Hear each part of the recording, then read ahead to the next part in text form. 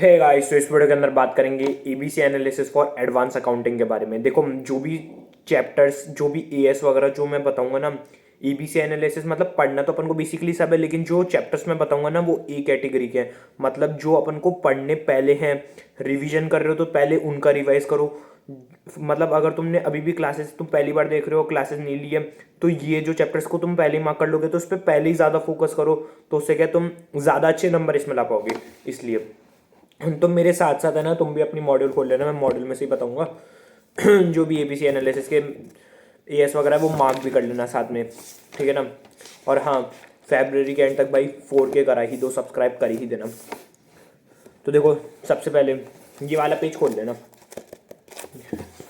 क्या चैप्टर्स के अंदर एएस नहीं है ना, इसलिए इसके अंदर पूरे मिल जाएंगे।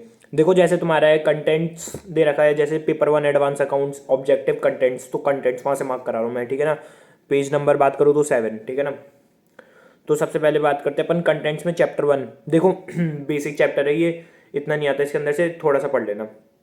कुछ कुछ डिटेल्स वगैरह रहती है जो नॉर्मली पूछी जाती है। जो तुम आरटीपी एमटी वगैरह करोगे ना, तो उसके अंदर तुम्हारे को ये धीरे धीरे नॉर्मल क्वेश्चन है इसके 2-3 वो पता चल जाएंगे और वो हो जाएगा। मतलब इसको ऐसे अलग से पढ़ने की कोई दिक्कत नहीं है, ठीक है ना। और फिर बात करते अपन framework of preparation and presentation of financial statements. भाई ये वाला जो चैप्टर है ना, इसके पीछे के क्वेश्चन जरूर करके जाना, क्योंकि इसके अंदर से तुम्हारे को थोड़े से नंबर का क्वेश्चन। अब देखो, तुम्हारे को जो मैं वेटेज के बारे में बताऊँ ना, तो देखा जाए ना, तो फर्स्ट सेकंड थर्ड और फोर्थ, फोर्थ नहीं थर्ड, मतलब कंटेंट्स के अंदर जो लिख रहा है ना फर्स्ट सेकंड थर्ड, ये पूरा मतलब टोटल एएस 29 तक पूरा पार्ट अपना 60 नंबर तक का आता है, ये टोटल है। लेकिन अगर मैं तुम्हें चैप्टर वाइज बताऊँ ना, तो चैप्टर वाइज एसआईसीआई ने कोई भी नंबर नहीं बता रखा, इसलिए मैं तुम्हें इंपॉर्टेंस बता रहा हूँ। तो चैप्टर 1 अपना इतना इंपॉर्टेंट नहीं रहेगा। चैप्टर 2 में अपन को प्रैक्टिकल क्वेश्चंस और कुछ कॉन्सेप्ट्स है वो करके जाने हैं, जो कि तुम आइडेंटिफाई कर लोगे अगेन आरटीपी वगैरह से कि कौन से रिपीटेटिवली आ रहे हैं। तो वो 2-3 चीज़ें वो तुम्हें करके जानी है, ठीक है ना। उसके बाद बात करते हैं अपन एएस की। देखो, एक चीज़ मैं तुम्हें बताऊं, जो एएस नए आए होंगे ना, ऑब्वियस ही बात है उनका वेटेज ज़्यादा ही होगा और ज़्यादा इंपॉर्टेंस उन्हें देनी है, क्योंकि वो नए ऐड इसलिए ही हुए हैं क्योंकि वो इंपॉर्टेंट है, ठीक है ना। तो वो तो है ही।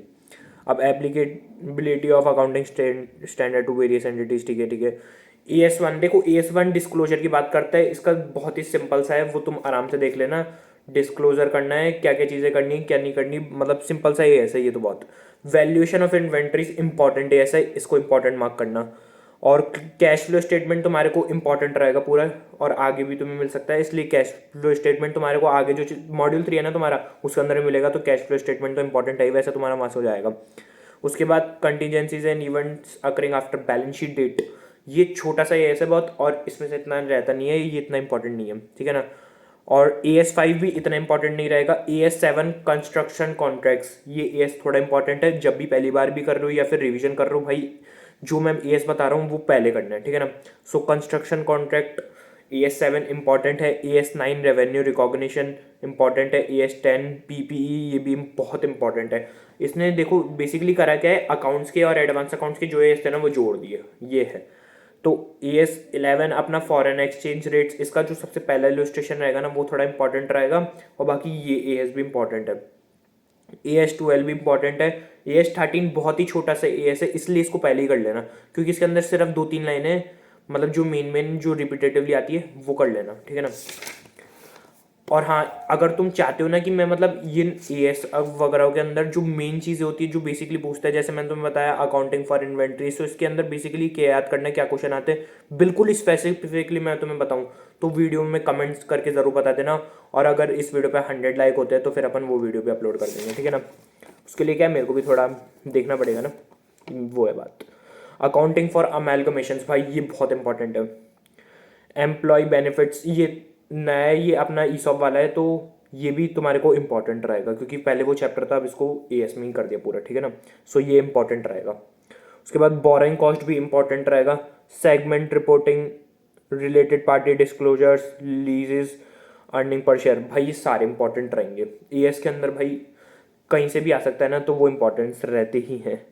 अब है फिर अपना consolidated financial statements of single subsidiaries, ये नया एएस है तो ये भी इंपॉर्टेंट रहेगा।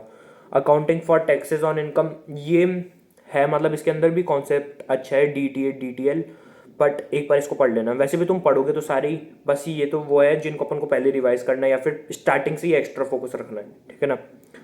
तो अकाउंटिंग फॉर टैक्सेस इतना नहीं है। Accounting for investment in associates in CFS, भाई ये वाला इंपॉर्टेंट रहेगा। डिसकंटिन्यूइंग ऑपरेशन इतना इंपॉर्टेंट नहीं रहेगा। इंटरिम फाइनेंशियल रिपोर्टिंग ये नया है तो ये इंपॉर्टेंट रहेगा। इंटेंजिबल एसेट्स भी इंपॉर्टेंट रहेगा, ठीक है ना। Financial reporting of interest in joint ventures ये न्यू है तो ये ज़रूर पढ़ना अच्छे से, मतलब। और इम्पेयरमेंट ऑफ एसेट्स, भाई ये इतना इंपॉर्टेंट नहीं रहेगा, ये पहले भी था लेकिन पहले पूरा नहीं था, पहले जस्ट इसका थोड़ा सा था, अब ये पूरा दे दिया है, ठीक है ना। Provision contingent liability contingent assets AS 29 इतना इंपॉर्टेंट नहीं रहेगा, बस एक बार ये जरूर देख लेना कि इसकी डेफिनेशन वगैरह क्या है, ठीक है ना। उसके बाद बात करते हैं अपन कंपनी अकाउंट्स की। देखो इससे ऊपर जो भी था ना ये अपना 60% पूरा रहेगा, 60 मार्क्स तक का, ठीक है ना। उसके बाद है अपना कंपनीज अकाउंट्स का, जिसके अंदर अपना सबसे पहले schedule 3 of the companies act, जो कि उसकी बैलेंस शीट वगैरह बनाने का रहेगा वो। उसके बाद इसके अंदर ही आ जाएगा अपना फाइनेंशियल स्टेटमेंट, मतलब P&L बैलेंस शीट और कैश फ्लो स्टेटमेंट सब बनाने का रहेगा। और बायबैक ऑफ सिक्योरिटीज, मतलब ये कंपनी अकाउंट्स में फोर्थ पार्ट जो भी लिख रहा है ना ये अपना 30 से 35 नंबर का रहेगा पूरा। और बायबैक ऑफ सिक्योरिटीज और अकाउंटिंग फॉर, ये मैं तुम्हारे को साइड में अपन जैसे ये वाले में देखेंगे ना, ये वाले में इसमें बता दूंगा मैं तुम्हें इसमें से इंपॉर्टेंट कौन सा है, ठीक है ना। अब अपन इस पे ही आते हैं।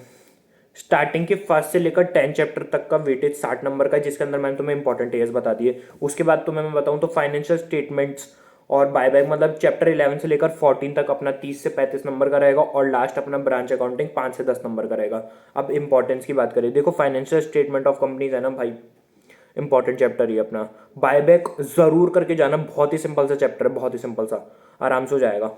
अमेलगमेशन थोड़ा बड़ा चैप्टर रहेगा अपना, मतलब बड़ा ही रहेगा वैसे, तो उसके अंदर भी तुम्हारे को पूरा अच्छे से करके जाना पड़ेगा क्योंकि वो कहीं से भी ले सकते हो क्वेश्चन। रिकंस्ट्रक्शन भाई अगेन बहुत ज़्यादा इजी है, एक बार तुम्हारे को कॉन्सेप्ट समझ आ जाएगा, रिकंस्ट्रक्शन वाला आराम से हो जाएगा, तो ये ज़रूर करके जाना। और अकाउंटिंग फ्रॉम ब्रांचेस, भाई ये मोस्ट इंपॉर्टेंट रहता है, ये 5 से 10 नंबर का आएगा, ये ज़रूर करके जाना है। तो ये सारे चीज़ें थी, बहुत सारे AS और चैप्टर्स ऑलमोस्ट मैंने सारे बताए। देखो पढ़ के, अब ICAI ने एक चैप्टर डाला है बुक के अंदर तो ऑब्वियसली बात है पढ़ के तो जाना ही है। बस जो मैंने AS वगैरह बताए, चैप्टर्स वगैरह बताए, वो तुम्हारे को जैसे तुम पहली बार पढ़ रहे हो तो उन पर पहले स्टार्टिंग से ज़्यादा फोकस रखना है। AS वगैरह जो मैंने बताए उनके स्टार्टिंग से ही तुम्हें नोट्स बनाते हुए चलना है। और जो मैंने ये बताया AS के अलावा चैप्टर्स वगैरह बताए वो सारे इंपॉर्टेंट है ही। और बेसिकली रिवीजन जैसे तुम कर रहे हो ना, सबसे पहले तो जो मैंने AS वगैरह बताया वो पहले रिवाइज करना है, ये रखना अपन को फॉर्मेट, ठीक है ना। पढ़ना तो अपन को सारा ही पड़ेगा। इस बार एडवांस अकाउंट्स में अकाउंट्स और एडवांस अकाउंट्स पूरा मिक्स कर दिया तो AS वगैरह पूरे बढ़ गए हैं। और बेसिकली देखा जाए तो अकाउंट्स के जो चैप्टर्स थे वो हटा दिए इसलिए। सो ये है अपना पूरा ABC एनालिसिस का। तो यही था इस वीडियो के अंदर।